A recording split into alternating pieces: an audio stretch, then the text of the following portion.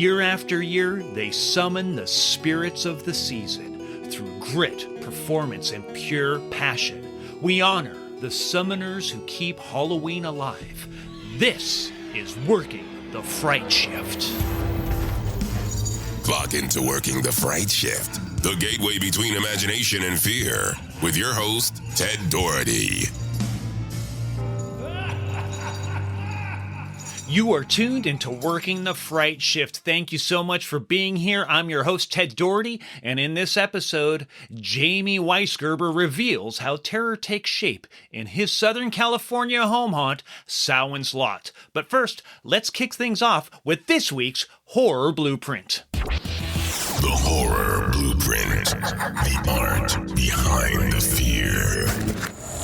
Tonight, I'm leading you inside one of my favorite corners of the scary universe, the world of kid-friendly horror.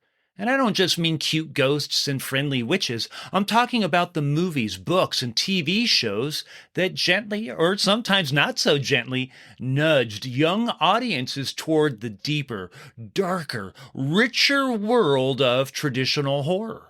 These are the gateway stories, the ones that plant the seeds, the ones that whisper, hey, being scared can actually be fun.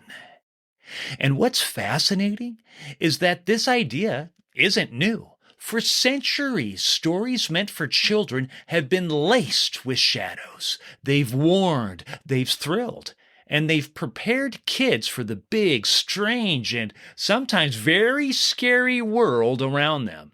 So I'm going to see how a handful of fairy tales, classic films, animated features, live-action favorites, and even TV shows have shaped generations of young horror fans, and how they continue to do it today.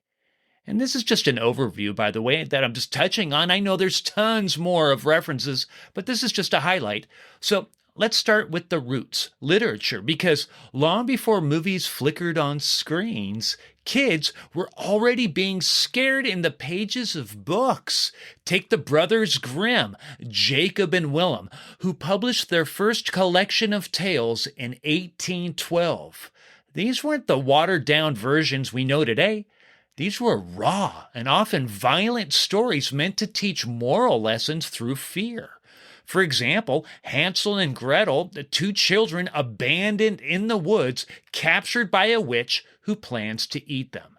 And it's wild to remember that this was considered children's entertainment. Then there's Snow White, where the evil queen doesn't just want Snow White gone. She wants her heart delivered in a box.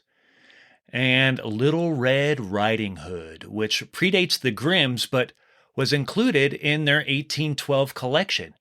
It's essentially a creature feature about a wolf, maybe a werewolf, who impersonates a grandmother and eats a child. It's basically one of the original shapeshifter horror stories. Jump ahead to 1870 and you get The Adventures of Pinocchio, a book that is shockingly dark. Pinocchio kills the talking cricket, gets hung from a tree, and is constantly stalked by con artists who want to murder him. These stories show that family-friendly and horror have always been intertwined. They're the good examples of gateway horror, tales that let kids experience fear in a safe, controlled way. These stories paved the way for future books that contained horror elements like Choose Your Own Adventure, Harry Potter, and tons more. And we can't talk about gateway horror without mentioning Scary Stories to Tell in the Dark by Alvin Schwartz. These books were infamous not just for the creepy folklore-inspired tales, but for the nightmarish illustrations. They terrified me as a kid. And of course, R.L. Stine's Goosebumps series, over 60 original books plus spin-offs. Now for me, these came on the scene a little late for me to get into really heavily, but I love the cover art. And I did read a few, and these stories were fast-paced, funny. They made horror accessible to millions of young readers. And now let's move into film. And I'm going to start with one of my favorites, Abbott and Costello Meet Frankenstein from 1948. At the time, Abbott and Costello were superstar celebrities. They were the #1 comedy team in America with tons of hit films and their iconic Who's on First routine becoming a national phenomenon. So imagine being a young kid in 1948. You adore these two funny guys. They're safe, they're familiar, they're comforting, and suddenly they're sharing the screen with Frankenstein's monster, Dracula, and the Wolfman. The plot is simple. Abbott and Costello get mixed up in a scheme where Dracula wants to put Lou Costello's brain into Frankenstein's monster. It's silly, but the monsters are played completely straight. And that's the magic. Kids laughed at the comedy duo, but were simultaneously introduced to the real deal, the classic monsters. The film is often credited with keeping the Universal monsters alive into the 1950s and a great example of gateway horror. Another awesome live-action gateway, which has a variant of Universal monsters, sort of, is The Monster Squad from 1987, a movie where a group of kids battles Dracula, the Wolfman, the Mummy, the Gill-Man. It's basically the Goonies meets Universal monsters. There's Hocus Pocus from 1993, a Halloween staple about 3 resurrected witches causing chaos in Salem. It's playful, musical, and packed with supernatural elements that kids adore. Then there's Gremlins from 1984, Joe Dante's creature feature that walks the line between comedy and horror. Kids loved the creatures, even though the movie pushed the boundaries of what family-friendly meant at the time. It was actually one of the films that led to the creation of the PG-13 rating. It was intense for some youngsters. But if you think about some of the greats throughout the years, these are just a few examples. There was Ghostbusters, The Witches, The Haunted Mansion. The list goes on and on and on. And by the way, animation has always been a powerful gateway to horror because it lets creators explore dark themes in visually imaginative ways. There's tons of examples, but I'm going to start with one of my favorite movies of all time, period, which is Disney's Fantasia from 1940, but I'm going to specifically talk about the Night on Bald Mountain segment. This is pure gothic imagery. A giant demon named Chernabog summons spirits, ghosts, and the undead. And then we have Tim Burton's universe, which practically defines kid-friendly macabre.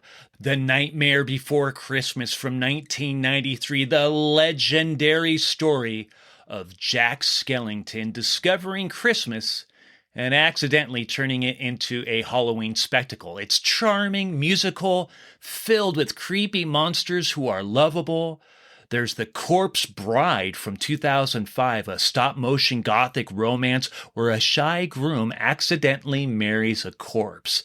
There's Frankenweenie from 2012, Burton's love letter to classic monster movies where a boy brings his dog back to life. It's essentially Frankenstein for kids. And going back further, like a lot of that, especially the stop-motion stuff, was inspired by Mad Monster Party from 1967, a Rankin-Bass stop-motion film where classic monsters gather for a convention. I've talked about it on another episode, but it introduced many kids to the monsters long before they saw the scarier versions. And then later on, there's Paranorman from 2012, a brilliant film about a boy who can see ghosts and must stop a centuries-old curse.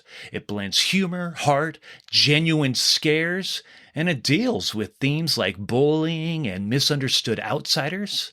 How about Coraline from 2009? It's about a kid who thinks she's found a better version of her life. Brighter colors, happier parents, and neighbors who suddenly feel magical. Until the mask slips and she discovers that this world is stitched together by something hungry, creepy, and manipulative. This was definitely a gateway to horror for many youngsters.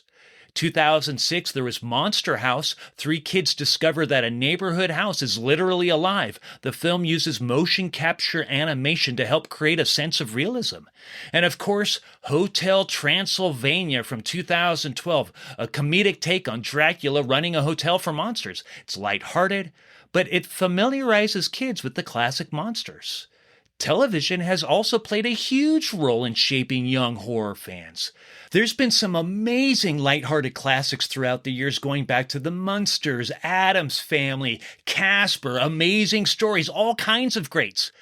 On the little more intense side, there was Goosebumps, based on R.L. Stine's wildly successful book series, brought kid-friendly horror to TV screens everywhere. And because the books were already a phenomenon, the show became super popular. Are any of you fans of Are You Afraid of the Dark? This was a Canadian series in the 1990s where a group of kids, the Midnight Society, told scary stories around a campfire. Some episodes super intense. Another one of my favorites that I have to mention is Mr. Boogedy, which is a made-for-TV movie that was on the Disney Channel about a family who moves into a haunted house. It's goofy, it's campy, and introduced a lot of kids to the idea of ghosts and curses in a way that felt safe. There's an awesome sequel, too. We have Halloween Town from 1998, a Disney Channel original movie about a girl discovering she comes from a family of witches. It's whimsical, but it introduces kids to concepts like alternate worlds, magic, supernatural creatures. And I'm not even getting into Harry Potter and all that stuff, but you can start to see how huge all of this is. So, when we look at all of it, the fairy tales, the classic films, the animated masterpieces, the TV shows, the books, we see a pattern. Horror for kids isn't just entertainment. It's a training ground. It teaches bravery. It teaches curiosity. It teaches that fear can be thrilling instead of paralyzing. And in a world where there are zillions of options, from streaming shows to graphic novels to animated films to games, kids today have more access than ever to stories that gently guide them into the world of horror. These gateway tales don't just prepare them for the scarier movies they'll discover later. They help them understand that the dark can be fascinating, imaginative, and sometimes even beautiful. And that's the magic of kid-friendly horror. It opens the door, it invites you in, and before you know it, you're hooked for life, which is exactly why these extremely important items play such a large role inside the horror blueprint. We just stepped out of the horror blueprint where we broke down some of the mechanics of fear that makes Halloween storytelling so powerful. But now we will turn our attention to a place that embodies those ideas in every flicker of candlelight and every carefully crafted shadow. In Southern California, there is a home haunt that doesn't just decorate for Halloween, it transforms an ordinary suburban home into a living, breathing slice of folklore. Samhain's Lot in Rancho Cucamonga has become a seasonal landmark known for its rich atmosphere, handcrafted detail, and celebration of traditional Halloween. At the center of that world is its creator, Jamie Weisgerber, whose vision and artistry have earned admiration from fans, fellow haunters, and even professionals across the themed entertainment industry. I am proud to introduce Jamie as this week's Fear Architect. Fear Architects, crafting worlds of terror. Welcome to Working the Fright Shift, Jamie. Thank you so much for doing this. How are you today? I'm doing great, Ted. Thanks for having me. Well, I'm so happy you're here. Where are you calling from today? I'm at home in Rancho Cucamonga, California. All right, great. Jamie, I have questions for you. Are you ready? I'm ready. Okay, awesome. Well, we're going to go way back in time. What was Halloween like for you growing up, and when did that passion for decorating your home really take hold? I am a child born in 1975, which meant most of my childhood Halloween was in the 80s. So for those of us that were around in the 80s, I mean, Halloween was everywhere. There were 976 numbers that you can call and hear a spooky story for those of us that know what that is. You could go to, your local mall to Hallmark and see Halloween everywhere. So Halloween was a big deal. I can remember, for those of us that remember the Scholastic Book Fair that would come to our school, it was a great time. If you had money to spend on books, you were super excited. And I remember picking up a book called Happy Halloween: Things to Make and Do. Hmm. And I remember getting that book and being so proud when I had made every little project in that book. And they were silly, crafty things that my mom would help me with.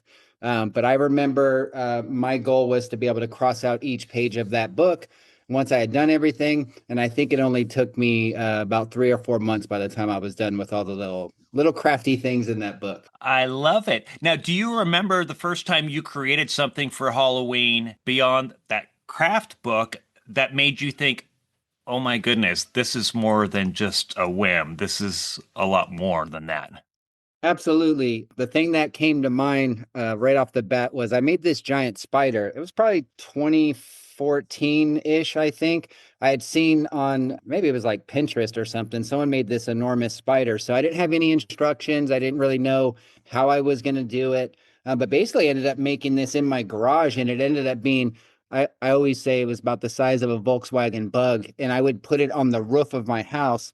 Thinking about like how it looked if you got close to it, it's sort of funny to me now because I wasn't as detailed, but it was like this thing that every year I put up, all the neighborhood kids, like still to this day, will say, "Where's the spider?" I've given it to someone from Cal Hantz, but that thing was huge. And I knew once I made that, I was like, oh, I can, if I think about something, I think I can make it just about whatever, comes to mind. So that was the turning point for me. Cause after that, I started to build more and more things. You mentioned Cal Haunts.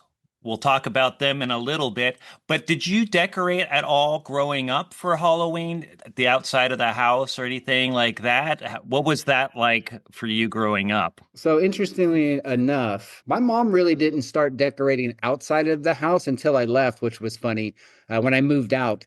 But she is a very crafty person, so her thing was Christmas. So not necessarily on the outside, but the inside of our house was ridiculous. So my mom being a very creative person, I learned a lot of different kind of painting techniques and stuff from her. I just applied it to spooky, where she used it more for season's greetings and stuff like that. But definitely she was creative and she was always my inspiration for, kind of moving into Halloween territory. Now, switching gears just a little bit, what horror films or Halloween movies shaped your imagination the most, either as a kid or as an adult? And what made those movies stand out to you?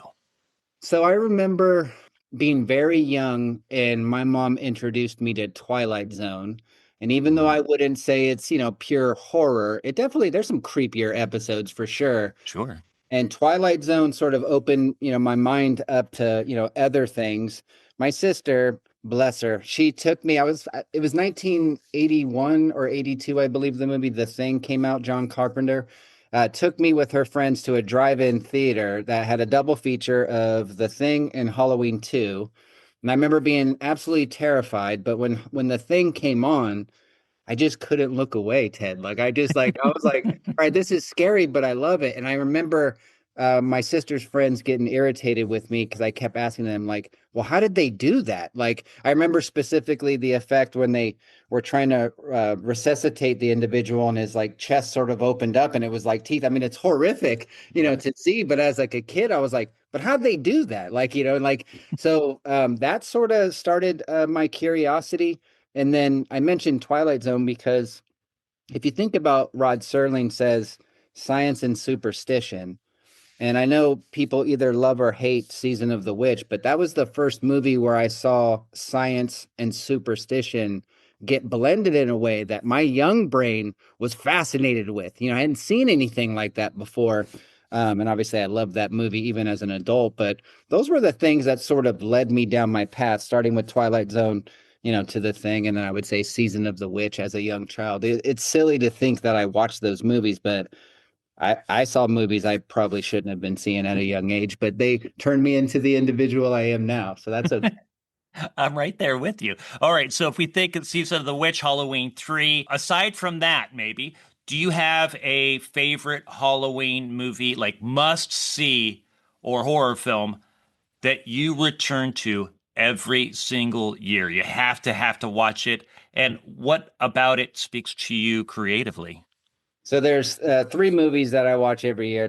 It's the original Halloween, Halloween 3, and Trick or Treat. I Mm. would say is the one that if there's a movie that has bottled Halloween, just captured all the magic and the amazement, being a young child trick or treating, and what are the things that startle you or are spooky that really kind of bring that feeling. Trick or Treat, it's the essence of Halloween. So anytime I'm doing something, at Someone's Lot, there is some sort of inspiration from that movie. I think Michael Dougherty, who created Sam in that world, did something truly special.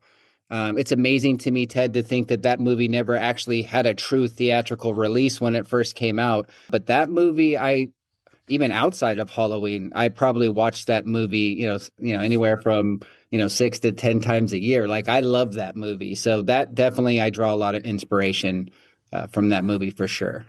I love it too. And you mentioned Samhain's Lot, so let's talk about it. So when you begin planning a new season at Samhain's Lot, what does your creative process look like? Where do the first sparks of an idea usually come from? That's difficult. I would say that my plan is to not have a plan.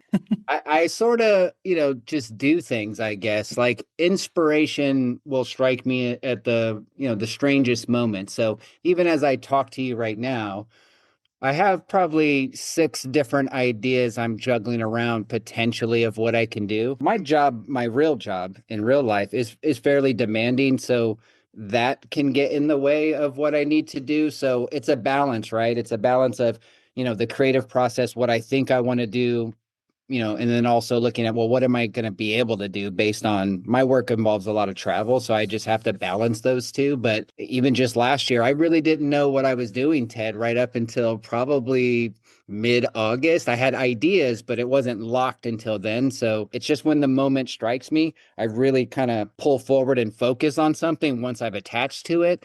But really, it's just I'm waiting for inspiration to strike. Okay, well, now I can say this because I really do feel it. Samhain's Lot has a very distinct atmosphere, distinct tone. How would you describe the identity of Samhain's Lot and how has it evolved over the years? It sounds like it probably started as a variation, at least with that huge spider. Yeah, absolutely. I think for me, there's always been a magical aspect to Halloween that you have as a child. It's fantasy, everything, kind of brought to life. And when I wanted to start doing this, I was like, well, what does Halloween mean to me? Like, what are the things that, truly if you just saw it, you'd be like, well, that's Halloween. So I think of, skeletons, spiders, ghosts, pumpkins, witches, trick-or-treaters, all of those things. So what it means to me, I know it means to a lot of people who grew up, especially in that, like I said, child of born in 75, a child of the 80s, a teen in the 90s. There's a feel to Halloween, what it meant to us. And anytime that I can convey that feeling in a display or a walkthrough or just a photo op, that's what I'm going for. And it's Halloween is like a deep thing to me. Like I truly, truly love it. And if I can convey that love, whether you're a grown up who wants to be frightened or a child who's just wants to come and look at my display during the day just to get a little bit of that spooky feel. I just want to be able to capture all of that. I don't want it to be for one specific audience. I want it to be for people who truly just love the season and want to capture that feeling again of being young. Amen. Well, listen, in 2024, you created an invitation only, multi scene, immersive walkthrough through your entire backyard and the side of your house. For listeners who never experienced it, can you walk us through what that production entailed? Well, I had to sort of figure out a lot of moving parts, right? So, I wanted to make sure that I had never been able to convey the story. So, Ted, I mean, that's, right up your alley, right? Creating the story behind the haunt. And that was my first piece is like, what story did I want people to learn from it? So, so right off the bat, I was like, I want them to understand that Someone's Lot is a place. There's a story to it. So when people ask me, what is your theme? Well, my theme is Someone's Lot. Like it's a place. So how can I convey that story? Well, I needed to go back, right? I needed to explain where the origin. So, putting together like I called it like a History Channel, documentary style video to kind of explain, to get people in that feeling. I needed, technical aspects. I needed to get, I'm lucky, Ted, just being friends with people in the haunt community. I need an army and I'm a person of one. And because I made all these connections with, Tim Fowler, with Greg Packard, Jimmy Molina, these are all people, Adam and Jess, that really helped me bring it all together. I could not have done it without all of these people helping me. So the production involved a lot of friends coming together to help me realize the vision that I had. I'm just so lucky, Ted, because I needed all of that. There's technical things that I know how to do, but it's not my passion. So to have friends that can pull those things together, this was really a partnership between multiple people that brought it to life. I cannot take credit for it by myself. So it's really just collaboration, I would say that I needed collaboration to bring this to life without a doubt. In general terms, what is the story? What did people learn going through the haunt that year? So this is a cursed land, right? So going all the way back to Salem, 1692, there were witches that were persecuted and they were chased, and they found a place that was called Sawin's Lot that was sort of like a hidden place where they were accepted. And the Puritans tracked them down and found them and ended up burning this place to the ground and getting rid of the witches. But before they left, Ted, of course, they cursed the land. And as time went on, there were whispers, there were hints of things happening. People would stay away from the land. And eventually, this is where I bring in Halloween 3. I had to. The Silver Shamrock Novelties Group ended up purchasing this land, and they bought it under the guise of creating a pumpkin patch. But really, they were seeking out this curse. They wanted to learn from the witches' Ted. So, like, I kind of created my own sequel to that movie to involve them in one way, and they wanted to learn from these witches, and in fact they ended up actually doing that. So that's the history of it. I wanted to kind of make it in reality with what happened in Salem, and then the supernatural aspect, right, bringing in like a movie universe into that. And it's all about those witches curse, like keeps coming back every year, when the veil is thinnest around Halloween, and the curse will live on until I move from this house. I love it, and it's a lot deeper than a standard home haunt yard display or anything like that. And well, your work has now been recognized by professionals in the themed entertainment industry, which led to collaborations with Plague Productions and 13th Floor Entertainment Group. What has that transition into professional level projects been like for you? That's the dream, right? So incredible. Like first, and I have to say, like I'm honored to even, be helping on any of those projects. You get a little bit of that imposter syndrome, if I'm being honest. I'm like, I don't belong here. These connections, the people I've worked with, they've been nothing but awesome, teaching me stuff, showing me different, aspects of the business. I would say one thing that I learned is that I tend to doubt myself when it comes to certain things. I don't know, what I'm truly capable of, or like, even if I'm doing something, is this the right way to do it? Helping out on those projects has shown me that there might not just be one way to accomplish things. If you have the passion and desire and the care, I think the care is a big part of it, is that if you have that, I mean, you can do anything. But also just seeing some of the ways things are done on a professional level are the same way that a home hunter would do something. And like, I'm like, oh, well, that's how I would do that. So it kind of boosts your confidence a little bit. And it's been awesome. Like, I love being able to, like, I love being able to help in any capacity when it comes to something spooky or even just something creative. It doesn't have to be spooky. You know what I mean? So that's been a blessing to be able to help with those things and just be able to cross pollinate with other creative people. That's awesome. Thankfully, you have, and we love you for it. So we appreciate all of it. Now, how has working with some of these established companies influenced your own approach to your own haunt, whether in scale, storytelling, technique, production? So that's a great question. So I would say having access to things is a huge plus. So just helping out with hayride, right, as an example. I was offered, there was a bunch of these trick or treat houses that they were like, hey, would you like to take any of these? And I'm like, oh, like, well, what are they? And then I saw this witch house and I was like, oh, a witch house? Don't mind if I do. And I remember, true story, it was actually Tim Fowler who reached out to me and said, hey, do you want this? When I saw it, Ted, I almost didn't take it. It was in rough shape. I'm not gonna lie. It had been, outside, and like I was like, I don't know. I think my wife will kill me if I keep bringing stuff to the house.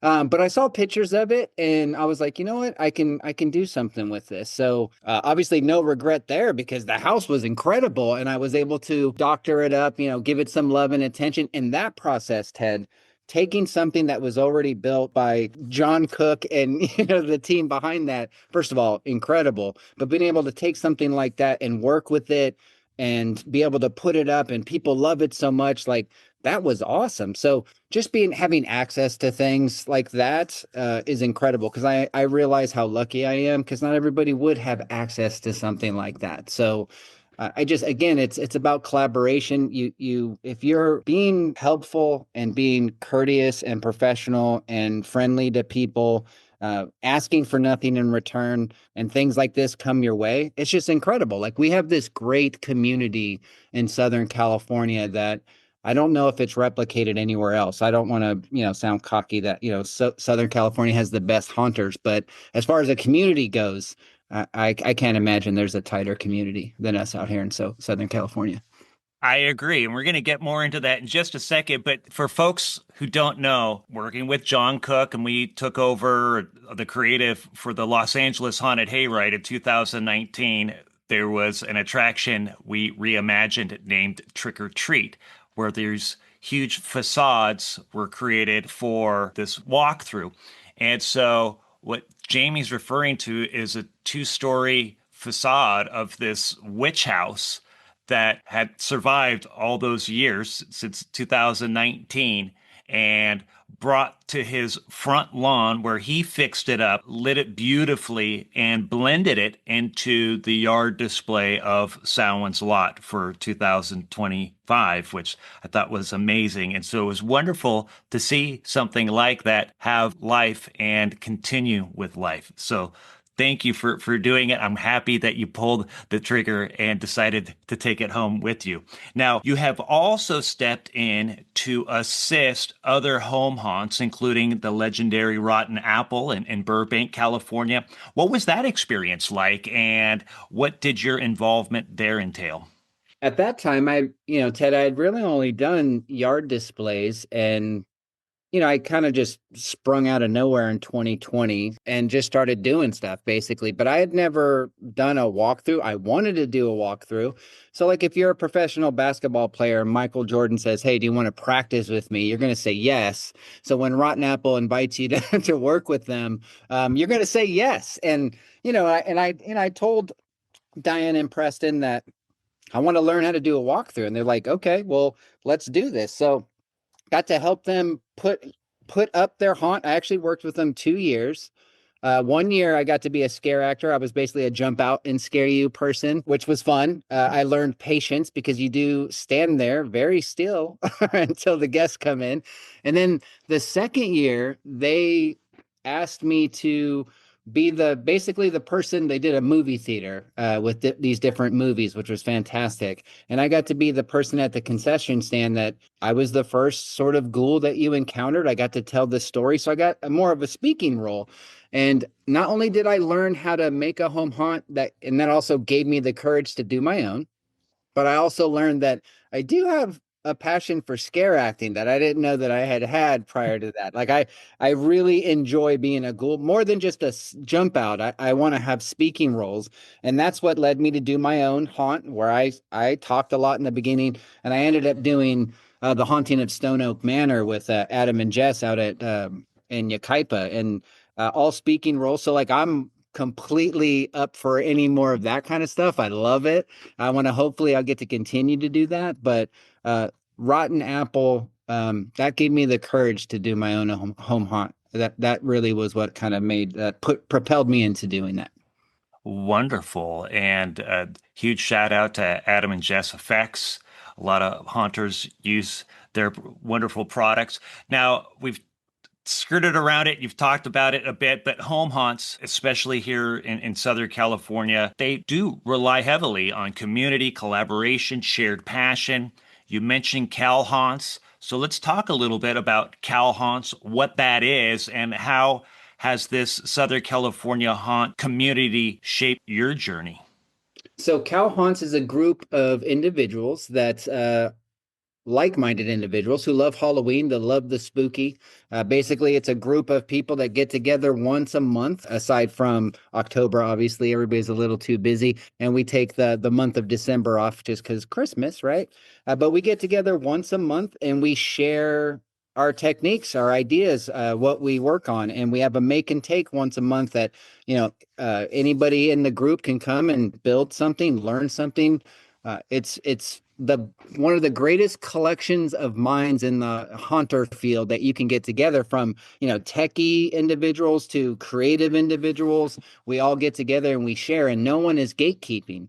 Like we all give each other the techniques, and without that group, like I would have never met Tim Fowler or Greg Packard. Like that's where some of my best friends have come from. So just by meeting all of those great people, and collaborating with them has strengthened all of our skill set. We've done Midsummer Scream together collectively as a group for several years, and you just learn so much from people, and having people that are willing to share what they're great at, it just makes us all better haunters. So it's a great group. And, I know that there's groups all across the country. I would encourage anybody that has a group of haunters that are around them to join it, because just the amount of things you can learn, and then the friends you can make. It's been a great experience for me. I couldn't have done any of this without Cal Haunts. Yeah, and you mentioned Midsummer Scream, and so you're referring to the area that is darkened out inside the convention center, which is the Hall of Shadows. So for several years, Cal Haunts has had a huge presence there in creating themed entryways of all sorts of themes, mind-blowing, impressive. Thank you. I only have a couple more quick questions for you. First off, generally speaking, you kind of touched upon it. You don't have to say any spoilers or anything. You said you had about six different ideas rolling around in your head about it. But looking ahead, in general terms, what excites you most about the future of Samhain's Lot and your work in the broader Halloween entertainment world? I just look forward to just more collaborations. Like I have a set group of friends that I tend to sort of collaborate with. So we call it Sawin's Restless Farm. So that's a culmination. You get, Tim Fowler of the farm, you get Greg Packard of Restless Souls Manor, and then you get Sawin's Lot. We're going to be doing something at Spooky Swap Meet coming up in April that we're very excited for. And we're tossing around ideas right now. So sometimes if one of us is going to do something bigger. So like when I did my haunt, Tim at the farm did something smaller because he knew he was going to help me out. So right now we're sort of in that stage of figuring out where the big effort's going to go. And based on that's going to sort of, if the big efforts, just hypothetically, if it's going to happen at the farm, then, I'll scale mine back a little bit just to make sure that collaboration can still happen. That's my favorite part of all of this, to be honest with you, is getting together and collaborating. So that's going to sort of decide what happens next. And you know what, to be honest, I like the unknown. I like not having it fully drawn out or locked in, because that's exciting to me, because then it's as once that inspiration hits and you start really thinking about what's coming next, and that's the exciting part. So I like that I don't really know right now. Like that's fun to me. So like I like being like, well, it's inspiration's going to strike, and then I'm going to have to get my butt in gear and get it done, and like that I thrive off of that. I gotta hurry and get it done. I kind of like that feeling. So I'm just waiting for that to hit me. And once it does, it'll be all systems go. I love it so much. Just a couple quick, smaller things before I forget. Where can people find you and follow your journey? All right. Well, you can find me at, it is SAMHAINS. It looks like it says Sam Haynes, but it is Sawin _LOT lot, at all the things, right? Facebook, Instagram, TikTok. I'm on all of those, and it's the same. So Sawins_lot. That's where you can find me. Okay, one final question. Which classic Halloween costume do you think deserves a comeback? So that's an easy one for me because the first costume that I can remember myself wearing that wasn't, the plastic kind of Ben Cooper style was my mom made me a scarecrow. And I'm not saying that scarecrows aren't in, the zeitgeist right now, but you don't see them as often, especially for little kids. And I just mean the classic country scarecrow, kind of almost cheesy, but that's okay. I think scarecrows, I love scarecrows. If you've ever seen my display, anyone, you'll know I love scarecrows. But I think that costume is very Halloween, authentic to Halloween itself. So you see a lot of kids, 6-year-old kids being Art the Clown, which is sort of funny to me. I'm like, have you seen that movie? But scarecrows can be cute, but also scary. I think they deserve another shot in the spotlight for sure. I do too. Jamie, thank you so much for working the Fright Shift. Huge thanks to Jamie of Samhain's Lot for that fun, thoughtful Halloween chat. But now it's time for me to pull back the curtain on the moments that helped define my approach to Halloween storytelling in Echoes of the Past.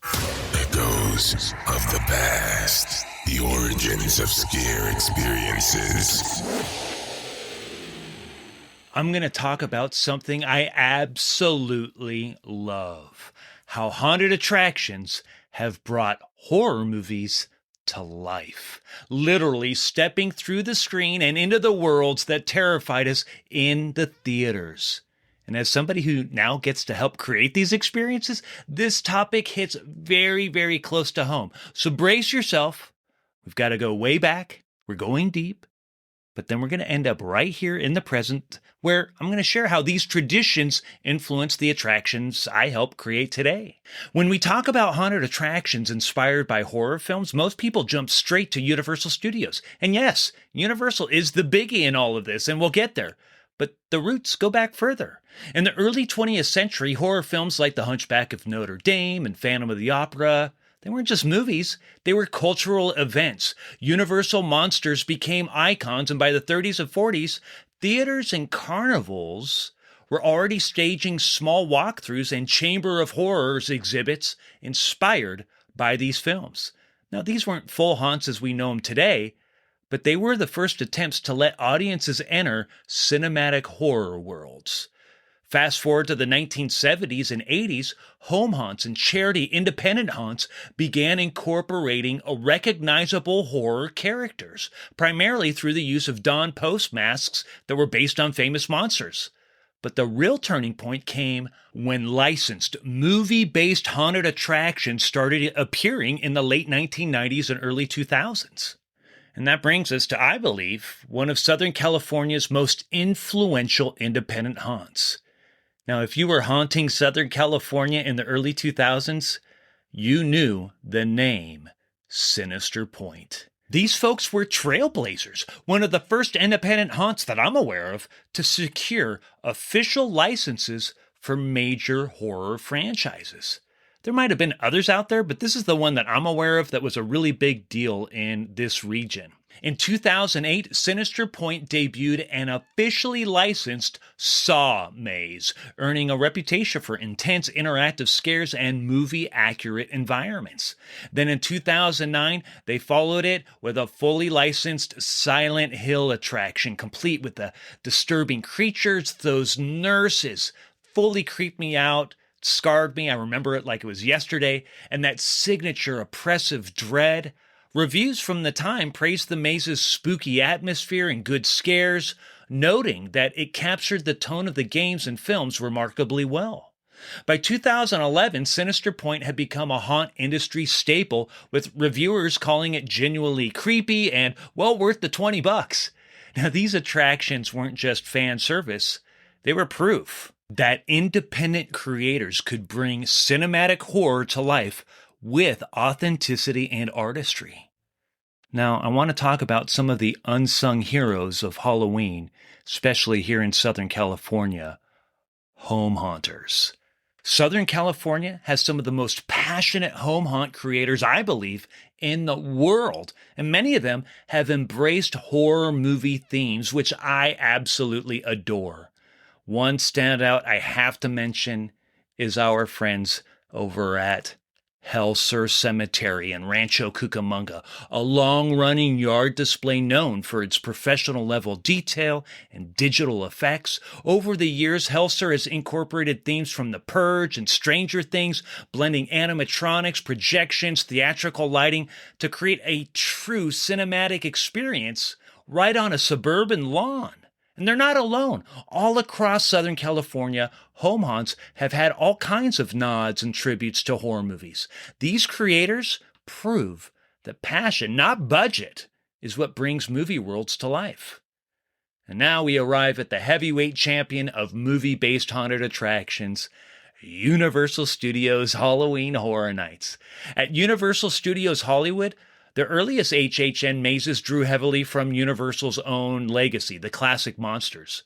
After coming and going over the years, by the late 1990s, early 2000s, they were featuring mazes based on Clive Barker, Rob Zombie, Buffy the Vampire Slayer, WWE, on and on and on. Over in Orlando, HHN began in 1991, then called Fright Nights, and the next year they created a maze based on The People Under the Stairs, and by the mid-1990s, they were incorporating heavy film-inspired attractions, eventually expanding into licensed properties in the late 2000s when they brought in Nightmare on Elm Street, Texas Chainsaw Massacre, Friday the 13th, that kind of stuff. Hollywood's HHN creative director John Murdy, who took over the event in 2006 and gave it a huge overhaul in the format that we know today, has been very open about his approach to bringing movies to life.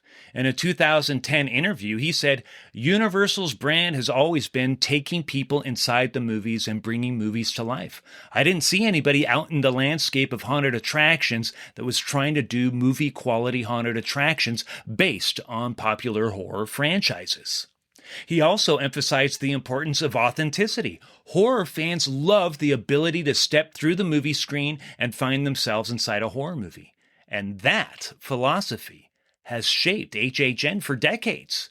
And some of the most loved HHN mazes of all time include Stranger Things, Terrifier, Poltergeist, American Werewolf in London, A Quiet Place. These are all praised for its immersive storytelling and tension-driven scares. There's Ghostbusters Frozen Empire, which was celebrated for screen-accurate sets and high production value. And that's what Universal does so well. There was Universal Monsters Eternal Bloodlines, acclaimed for its compelling narrative, stunning creature design. And these mazes succeed because they don't just recreate scenes, they create experiences.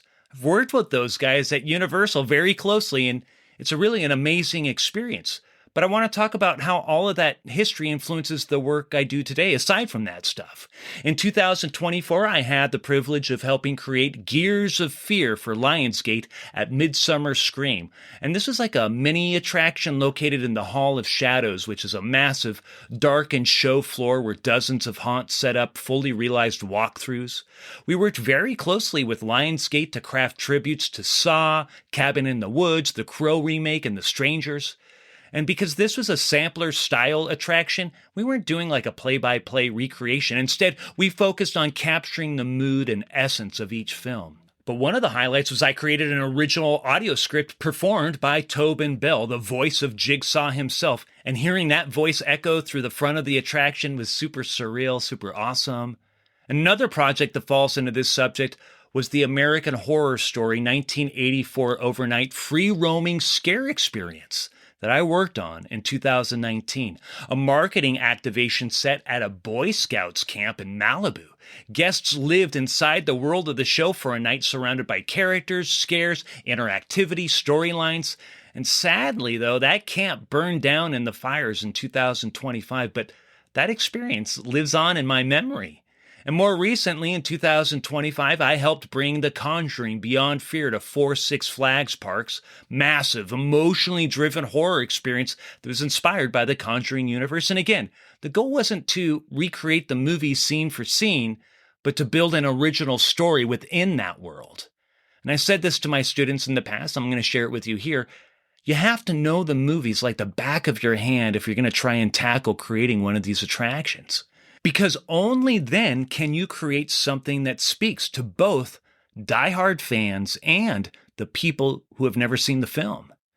If you just recreate scenes, you're just doing what I call a live book report. I'm not saying that in a bad way. I mean, there's some incredible mazes over the years that followed the same narrative path as their movie counterparts, and that's one way to approach these things. But if you understand the world of the particular movie, its rules, its tone, its emotional core, then you can build something new that still feels authentic. And for me, that is the sweet spot. Universal may dominate the conversation, but other parks have created fantastic movie-based attractions as well. Knott's Scary Farm has featured mazes based on The Grudge 2, Quarantine, and even Beowulf. Six Flags parks have presented attractions inspired by The Conjuring, Saw, and many, many more. These parks prove that cinematic horror can thrive in many creative environments. And at the end of the day, whether it's an original maze or a movie-based maze, the magic is the same. We allow guests to step into another world. Movie-based attractions let us walk into the universes of Terrifier, Stranger Things, Shining, Exorcist, Ghostbusters, Walking Dead, on and on. They appeal to the masses because they tap into stories we already love, and they let us experience them in a visceral, physical way. And the more people who come to these events, the more fans who line up for these blockbuster mazes, the more opportunities we all have to keep pushing that art form forward. Because at the end of the day, I truly, truly, truly believe that's what this is, an art form, a living, breathing, screaming art form. And as we move forward, we stand on the giants holding up the echoes of the past.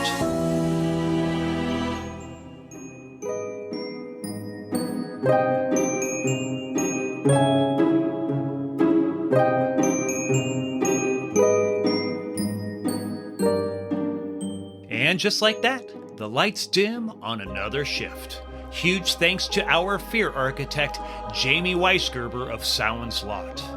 Within these stories is the blueprint of fear itself, how we face it, how it transforms us, how we create it, and sometimes how it sets us free.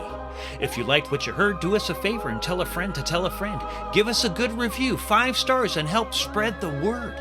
Thanks for spending your nightmares with us. I'm your host, Ted Doherty. Beast wishes, and until we meet again, it's officially time to clock out of Working the Fright Shift.